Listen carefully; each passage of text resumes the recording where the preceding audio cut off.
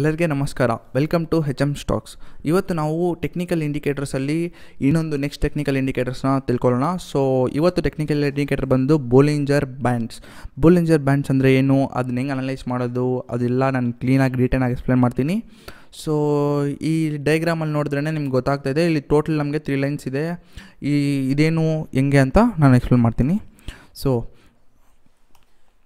a Bollinger Band is a technical analysis tool defined by a set of lines plotted to standard deviation positively and negatively, okay, away from a simple moving average. So total 3 lines bandu ಒಂದು ಬಂದ್ಬಿಟ್ಟು simple moving average, ಇನ್ನೊಂದು positive, ಇನ್ನೊಂದು negative, okay, of the securities price, but can be adjusted to user preference. Bollinger Bands were developed and copyrighted by famous technical trader John Bollinger. So ಇಲ್ಲಿ ಅವ್ರು ನಮ್ಗೆ ಏನು ಹೇಳ್ತಾ ಇದ್ದಾರೆ ಅಂದರೆ, ಟೋಟಲ್ ಈ 3 ಲೈನ್ಸಲ್ಲಿ ಇದು ಬಂದು ಸಿಂಪಲ್ ಮೂವಿಂಗ್ ಆವ್ರೇಜ್. ಈ ಬ್ಲೂ ಲೈನ್ ಮಿಡಲಲ್ಲಿ ಇರೋದು ಬಂದ್ಬಿಟ್ಟು ಸಿಂಪಲ್ ಮೂವಿಂಗ್ ಆವ್ರೇಜ್, ಇದು ಬಂದು ಪಾಸಿಟಿವ್ ಲೈನ್, ಮೇಲೆ ಇರೋದು ಕೆಳಗಡೆ ಇರೋದು ಬಂದು negative line, okay. So high prices are represented by the upper band and low prices by the lower band. The middle band acts as a simple moving average between the two other bands.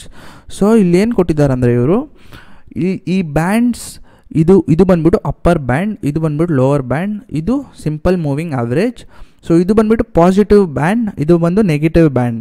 So moving ಆವ್ರೇಜ್ನ consider ಮಾಡಿಕೊಂಡು ಹೆಂಗೆ ನಾವು trade ಮಾಡೋದಂತ ನಾನು ನಿಮಗೆ ಲೈವಲ್ಲಿ example ಕೊಡ್ತೀನಿ ನಿಮಗೆ, ಒಂದು ನಿಮಿಷ.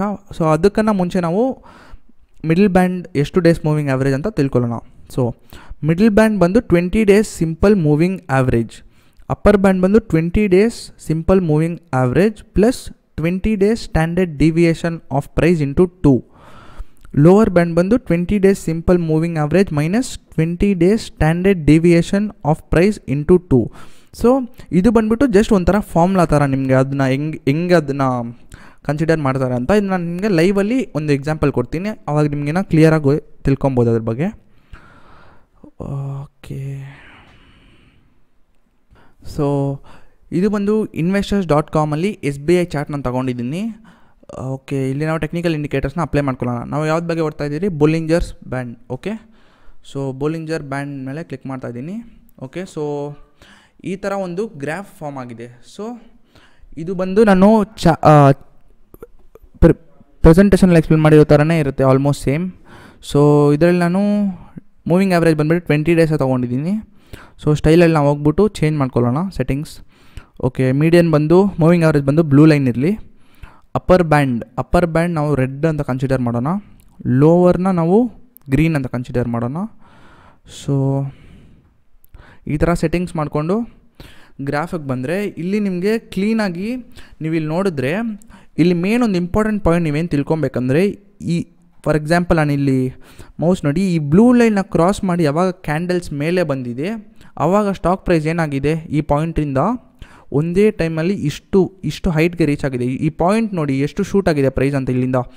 ಸೊ ಇದರಲ್ಲಿ ಸಿಂಪಲ್ ಮೇನ್ ಬೇಸಿಕ್ ಕಾನ್ಸೆಪ್ಟ್ ಏನಂದರೆ, ನೀವು ಕ್ಯಾಂಡಲ್ಸ್ ಯಾವಾಗ ಈ ಬ್ಲೂ ಲೈನ್ನ ಕ್ರಾಸ್ ಮಾಡಿಬಿಟ್ಟು ಅಬೋವ್ ಹೋಗುತ್ತೆ ಆ ಪಾಯಿಂಟಲ್ಲಿ ನೀವು ಯಾವತ್ತು ಬೈ ಆರ್ಡ್ರೇ ತೊಗೊಬೇಕು. ಯಾಕಂದರೆ ನೋಡಿ ಪ್ರೈಸ್ ಈ ಪಾಯಿಂಟಲ್ಲ, ನೀವು ಯಾವ ಪಾಯಿಂಟ್ ಆದರೂ ತೊಗೊಳ್ರಿ. ಫಾರ್ ಎಕ್ಸಾಂಪಲ್ ಈ ಪಾಯಿಂಟ್ ತೊಗೊಳ್ಳಿ, ಇಲ್ಲಿ ಕ್ಯಾಂಡಲ್ ಏನು ಮಾಡಿದೆ, ಬ್ಲೂ ಲೈನ್ನ ದಾಟಿ ಮೇಲೆಗೆ ಬಂದಿದೆ. ಸೊ ಮೇಲೆಗೆ ಬಂದಿರೋ ಟೈಮಲ್ಲಿ ಶೇರ್ ಪ್ರೈಸ್ ಇಲ್ಲಿಂದ ಫಾರ್ ಎಕ್ಸಾಂಪಲ್ ಇಲ್ಲಿ 200 ಇದೆ, ಶೇರ್ ಪ್ರೈಸ್ ಬಂದು 319 ರೀಚ್ ಆಗಿದೆ. So 120 points difference. For example ನಿಮ್ಮ ಹತ್ರ 1000 ಶೇರ್ಸ್ ಇದೆ, 1000 × 120 1,20,000 ರೂಪೀಸ್ ನಿಮಗೆ ಪ್ರಾಫಿಟ್ ಸಿಗ್ತಿದ್ದು ಜಸ್ಟ್ 1 ಡೇ ಟ್ರೇಡಿಂಗಲ್ಲಿ ಇದು. ಸೊ ಅದೇ ಥರ ಇವಾಗ ಈ ಪಾಯಿಂಟಲ್ಲಿ ನೋಡಿದ್ರೆ ನೀವು, ಈ ಪಾಯಿಂಟಲ್ಲಿ ಶೇರ್ ಇದು ಕ್ಯಾಂಡಲ್ ಬಂದು ಡಿಕ್ರೀಸ್ ಆಗಿದೆ, ಈ ಬ್ಲೂ ಲೈನ್ಗಿನ ಕ್ಯಾಂಡಲ್ ಕೆಳಗಡೆ ಬಂದಿದೆ. ಸೊ ಈ ಪಾಯಿಂಟಲ್ಲಿ ನೀವು ಯಾವಾಗೂ ಸೆಲ್ ಆರ್ಡರ್ ತೊಗೊಬೇಕು. ಸೆಲ್ ಆರ್ಡರ್ ತೊಗೊಂಡಾಗ ನೋಡಿರಿ ಇಲ್ಲಿ ಪಾಯಿಂಟು 254. ಸೊ ಎಷ್ಟು ಡಿಕ್ರೀಸ್ ಆಗಿದೆ, 160, 254ಇಂದ 160, almost more than 100 points decrease ಆಗಿದೆ ಒಂದೇ ಒಂದು ಪಾಯಿಂಟಲ್ಲಿ. ನೀವು ಆ ಥರ ಗ್ರಾಫ್ನ ನೋಡಿಬಿಟ್ಟು ಕ್ಲಿಯರಾಗಿ ಅದನ್ನ ಅನಲೈಸ್ ಮಾಡಿದ್ರೆ ನಿಮಗೆ ಪ್ರಾಫಿಟ್ಸ್ ತುಂಬ ಹೈ ಇರುತ್ತೆ. ನೀವು ವೇಟ್ ಮಾಡಬೇಕು, ಆ ಕ್ಯಾಂಡಲ್ ಬಂದು ಇಲ್ಲಿದೆ ಕ್ಯಾಂಡಲ್. ಸೊ ನೀವು ಈ ಪಾಯಿಂಟಲ್ಲಿ ಏನು ಅನ್ಕೊತೀರಾ, ತಿರ್ಗಾ ಪ್ರೈಸ್ ಕೆಳಗಡೆ ಬರ್ಬೋದು ಅಂದ್ಕೊಂಡು ನೀವು ಬೈ ಆರ್ಡರ್ ತೊಗೊಂಡಿರ, ಸೆಲ್ ಆರ್ಡರ್ ತೊಗೊಂಡ್ರೆ ಅದು ತಪ್ಪು. ಸೊ ಹಂಗೆ ಮಾಡಬಾರ್ದು. ಆ ಕ್ಯಾಂಡಲ್ ಅನ್ನೋದು ಈ ಬ್ಲೂ ಲೈನ್ನ ಕ್ರಾಸ್ ಮಾಡಿ ಮೇಲೆ ಹೋಗಬೇಕು. ಮೇಲೆ ಹೋದಾಗ ಮಾತ್ರನೇ ನಾವು ಬೈ ಆರ್ಡರ್ ತೊಗೊಬೇಕು. ಮೇಲೆ ಹೋಗಿಲ್ಲ ಅಂದರೆ ನಾವು ಏನು ಮಾಡಲೇಬಾರ್ದು, ಹಂಗೆ ನಾವು ವೇಟ್ ಮಾಡಬೇಕು ಗ್ರಾಫ್ನ ಹೆಂಗೆ ಮೂವ್ ಆಗ್ತಾಯಿದೆ ಅಂತ. ನಾವೇ ಅನಲೈಸ್ ಮಾಡೋಕ್ಕಾಗಲ್ಲ ಗ್ರಾಫ್ನ ಡೈರೆಕ್ಟಾಗಿ. ನೀವು ಹೆಂಗೆ ಬೇಕಂದ್ರೆ ಹಂಗೆ ಟ್ರೇಡಿಂಗ್ ಮಾಡಿದ್ರೆ ಲಾಸಸ್ಸೇ ಇರುತ್ತೆ. ಸೊ ಅದಕ್ಕೆ ನಾವು ಕ್ಲಿಯರಾಗಿ ಗ್ರಾಫ್ನ ನೋಡಿ ಗ್ರಾಫ್ನ ಅನಲೈಸ್ ಮಾಡಿಬಿಟ್ಟು ಟ್ರೇಡಿಂಗ್ ಮಾಡಿದಾಗ ನಮಗೆ ಪ್ರಾಫಿಟ್ಸ್ ಅನ್ನೋದು ಹೈ ಆಗಿರುತ್ತೆ. ಸೊ ಈ ಪಾಯಿಂಟಲ್ಲಿ ಅಷ್ಟೇ, ಈ ಪಾಯಿಂಟಲ್ಲಿ ನೋಡಿದ್ರು ಈ ಕ್ಯಾಂಡಲ್ ಒನ್ಸ್ ಇದನ್ನ ಕ್ರಾಸ್ ಆಗಿಬಿಟ್ಟು ಮೇಲೆ ಹೋಗಿದೆ. ಸೊ ಈ ಪಾಯಿಂಟಲ್ಲಿ ಏನಾಯಿತು, ಈ ಪಾಯಿಂಟಲ್ಲಿ ಒಂದೇ ಸಲ ಶೇರ್ ಪ್ರೈಸ್ ಶೂಟಪ್ ಆಗಿದೆ ನೋಡಿ, ನೀವೇ ಕ್ಲಿಯರಾಗಿ ನೋಡ್ಬೋದು ಇದರಲ್ಲೇ. ಸೊ ಇಲ್ಲಿ ಕೂಡ ಅಷ್ಟೇ ಸೇಮ್, ಈ ಪಾಯಿಂಟಿನ ಕೆಳಗಡೆ ಬಂದಿದ ತಕ್ಷಣ ಗ್ರಾಫ್ ಫುಲ್ ಡೌನ್ ಆಗಿದೆ, ಇಲ್ಲಿಗೆ ಬಂದಿದೆ. ಸೊ ಅದೇ ಥರ ನೋಡಿಕೊಂಡು ನೀವು ಇದು ತುಂಬ ಸಿಂಪಲ್ ಆ್ಯಂಡ್ ತುಂಬ ಈಸಿ, ಆರಾಮಾಗಿ ಇದನ್ನು ತಿಳ್ಕೊಬೋದು. ಇದರಲ್ಲಿ ಏನು ಫಾರ್ಮುಲಾಸ್ ಅದೆಲ್ಲ ಏನೂ ಇಲ್ಲ. ಈಸಿ ಅನಲೈಸ್ ಮಾಡೋಕ್ಕೆ ಪ್ಲಸ್ ನಿಮಗೆ ತುಂಬ ಹೆಲ್ಪ್ಫುಲ್ ಆಗುತ್ತೆ ಟ್ರೇಡಿಂಗಲ್ಲಿ. ಇದು mostly long term traders use ಮಾಡ್ತಾರೆ ಇದನ್ನು. ಸೊ ಅದೇ ಥರ ನಿಮಗೆ ಪ್ರಾಫಿಟ್ಸು ತುಂಬ ಇರುತ್ತೆ, ನೀವು ಆರಾಮಾಗಿ ಮಾಡ್ಬೋದು ಇದನ್ನು.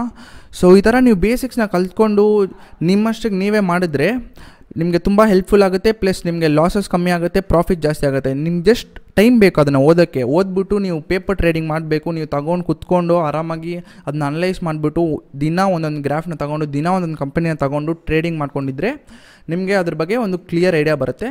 ಸೊ ಹೋಪ್ ನಿಮಗೆಲ್ಲ ಅರ್ಥ ಆಯ್ತು ಅಂದ್ಕೊಂಡು ಈ ಸೆಷನ್ನ ಇಲ್ಲಿ ಕಂಕ್ಲೂಡ್ ಮಾಡ್ತಾ ಇದ್ದೀನಿ. So thank you guys. If you have any queries or any problems you can contact us at any time. Will be available to serve you. Thank you.